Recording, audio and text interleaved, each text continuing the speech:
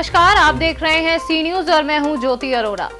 आइए नजर डालते हैं इस वक्त के न्यूज बुलेटिन पर।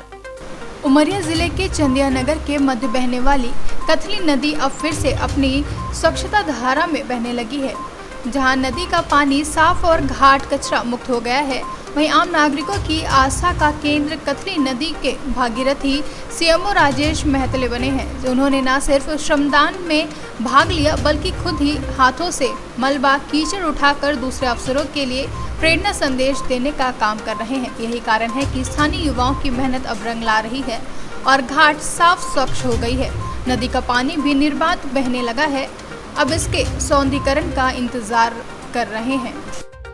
चंदिया नगर की जीवनदायिनी और हम पूरे नगर को की आस्था का केंद्र पतित पावनी कथली, जिसको पूरे चंदिया नगरवासी माँ के समान, गंगा माँ के समान मानते हैं, उस नदी के साफ सफाई के लिए नगर प्रशासन चंदिया और खासकर मैं कहूँगा जो नगर पालिका के सीएमओ हैं राजेश महतेल जी, उन्होंने जो मुहिम चलाई है उसकी मैं भूरी प्रशंसा करता हूँ। यह नदी बहुत पवित्र नदी है। दूर दराज से लोग आते हैं, यहाँ स्नान करते हैं और कहते हैं कि यहाँ नहाने से सारे रोगों से मुक्ति मिलती है। और यह चंदिया की जीवनदायिनी है, दम तोड़ रही थी। और जो मुहिम नगर प्रशासन चलाया है उसके लिए मैं भूरी प्रशंसा करता हूँ। साथ ही मैं अपील करता हूँ चंदिया नगर के समस्त नागरिकों से कि हम भाग्यवान लोग हैं कि हमारे चंदिया में कथली नदी के चलते इतना बढ़िया जल स्तर है कि कभी भी यहाँ जल का संकट नहीं होता। हम अपने पुरखों का भी धन्यवाद देते हैं जिन्होंने चंदिया नगर को बसाया और कथली नदी के उद्गम से लेके और उसके पूरे नगर में जहाँ तक प्रवाहित होती है वो कल कल बहे, यही मेरी अपेक्षा है। पदस्थापना होने के उपरांत श्रीमान कलेक्टर महोदय के मार्गदर्शन, श्रीमान एसडीएम साहब के निर्देशन में जब मैं यहाँ पदस्थ हुआ तो मैंने देखा कि ये काफ़ी यहाँ पर आस्था की प्रतीक एक कथली नदी है और इस नदी का संरक्षण नहीं हो पाया, काफ़ी ख़राब स्थिति में थी। तो मैं खुद आगे आया, आम लोगों का भी सहयोग मिला, बाकी सब भी सपोर्ट करने लगे और धीरे धीरे हमने काफ़ी सफाई कर ली है। और मेन उद्देश्य मेरा यह है नदियों का संरक्षण और ये जीवित रहे और इनके घाट काफ़ी शुद्ध रहें। मुख्य उमरिया से सीनियर संवाददाता केजी पांडे की रिपोर्ट।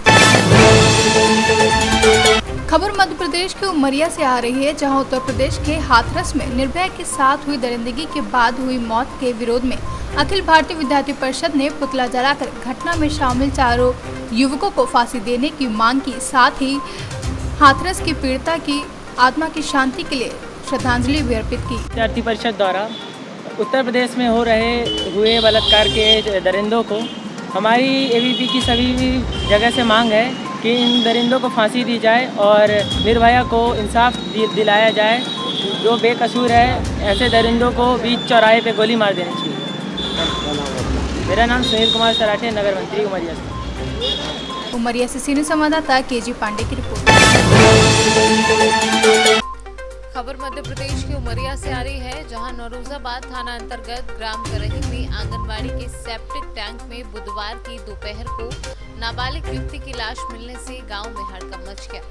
सूत्रों से मिली जानकारी के अनुसार करही टोला निवासी प्रदीप बैगा ने सेहरा टोला निवासी उक्त युवती को अगस्त माह की 21 तारीख को अपने साथ ले आया था और पत्नी बनाकर रखा हुआ था। रविवार की रात किन्हीं कारणों से युवती ने फांसी के फंदे पर चढ़कर अपनी जीवन लीला समाप्त कर ली, जिसे देख आरोपी डर गया और उसे घर के सामने आंगनबाड़ी भवन के सेप्टिक टैंक में ले जाकर डाल दिया और ऊपर से मिली मिट्टी डाल दी। कई दिन बाद जब टैंक के नजदीक से बदबू आते देख गांव वालों ने जाकर देखा तो शव के कुछ अंग बाहर दिखाई दे रहे थे। घटना की सूचना पाकर नौरोजाबाद पुलिस मौके पर पहुंची और पंचनामा कार्यवाही कर सेप्टिक टैंक से शव को निकालकर पोस्टमार्टम करा परिजनों को शव सौंप दिया। पहले प्रदीप बैगा करही टोला का एक लड़का था जो सेहरा टोला से पूनम बैगा को उसके घर से भगा कर ले आया था। लड़की नाबालिग थी, 17 साल की थी और उसको ले आके करही टोला में अपने नाना नानी के यहाँ पत्नी के रूप में रह रहा था। फिर रविवार की रात वो टीवी भी देखने गया था पड़ोस में, तभी घर आया तो देखा तो वो फांसी में लटकी हुई थी। तो उसको घर में बिना बताए फांसी से उतार कर उसको घर के सामने सेप्टिक टैंक में ले जाके गाड़ दिया था।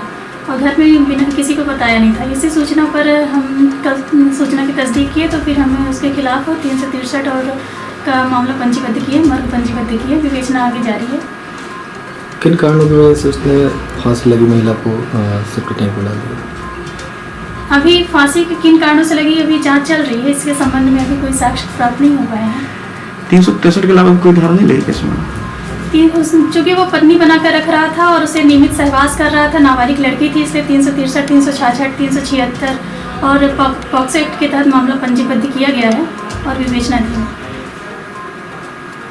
उमरिया से सीनियर संवाददाता केजी पांडे की रिपोर्ट।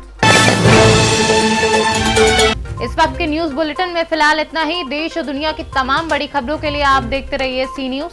हर खबर आपके साथ, आपके हाथ।